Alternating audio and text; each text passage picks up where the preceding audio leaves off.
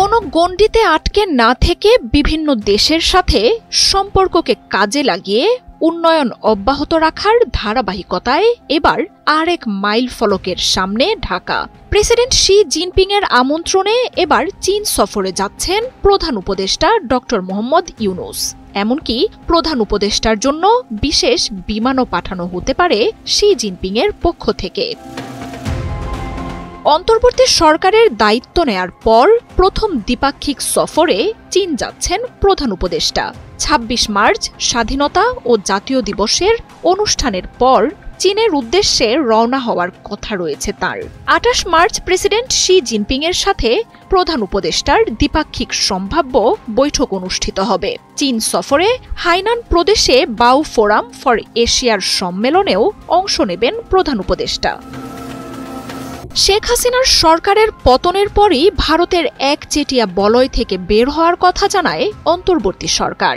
দিল্লিকে অগ্রাধিকার বা আলাদা কোনো সুযোগ সুবিধা না দিয়ে বরং সমতার ভিত্তিতে সব দেশের সাথে সম্পর্ক গড়ে তোলার কথাও স্পষ্ট করে সরকার। তবে বাংলাদেশের এই হাতছাড়া হওয়ার ব্যাপারটি কোনোভাবেই মেনে নিতে না পারা ভারত বিভিন্ন ইস্যুতে বাংলাদেশকে নিয়ে চালাচ্ছে অপপ্রচার। শুধু তাই নয়, প্রতিবেশী দেশটি বাংলাদেশিদের জন্য বন্ধ করে দেয় ভিসাও।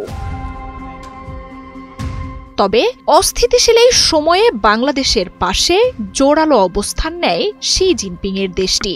নতুন সরকারকে স্বাগত জানানোর পাশাপাশি দেশের উন্নয়নেও পাশে থাকার ঘোষণা দেয় দীর্ঘদিনের পরীক্ষিত এই বন্ধু দেশ। বিনিয়োগ বাণিজ্যের পাশাপাশি বাংলাদেশিদের উন্নত চিকিৎসা সেবা দিতেও তড়িঘড়ি উদ্যোগ নেয় চীন। শুধু বাংলাদেশিদের চিকিৎসার জন্য আলাদা হাসপাতাল বরাদ্দ সহ একদিনের মধ্যে ভিসা দেয়ারও ঘোষণা দেয় বেইজিং। এছাড়াও পরিবর্তিত ভূরাজনৈতিক পরিস্থিতি ও বৈশ্বিক অস্থিরতায় বাংলাদেশের সামরিক খাতের উন্নয়নেও সহায়তার ঘোষণা দিয়েছে বেইজিং। চীনের পক্ষ থেকে ঋণ পরিশোধের সময়সীমা বাড়ানো সহ আসে সুদ ছাড়ের মতো ঘোষণাও। বাংলাদেশের সাথে চীনের এমন জোরালো সম্পর্ক নিয়ে সম্প্রতি ভারত সহ আন্তর্জাতিক সম্প্রদায়ও আগ্রহী হয়ে উঠেছে। বেইজিং এর সাথে ঢাকার ক্রমবর্ধমান এই সুসম্পর্কের যাত্রাপথ আতশ কাচের নিচেই রেখেছে নরেন্দ্র মোদীর সরকারও। এর আগে প্রথম দ্বিপাক্ষিক সফরে জানুয়ারিতে চীন সফরে যান পররাষ্ট্র উপদেষ্টা তৌহিদ হোসেন। সেখানে দেশটির শীর্ষ কূটনীতিক ওয়াং ইর সাথে বৈঠক করেন তিনি। চীনের সাথে সম্পর্কে যে বাংলাদেশের সব দল ও জনগণের সমর্থন রয়েছে সেটিও তুলে ধরেন পররাষ্ট্র উপদেষ্টা।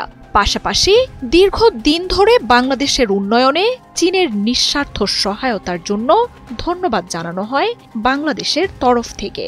চীনের পররাষ্ট্র নীতিতে বাংলাদেশ কতটা গুরুত্বপূর্ণ সেই বার্তাও পররাষ্ট্র উপদেষ্টার মাধ্যমে দেশের জনগণকে পৌঁছে দেয় বেইজিং।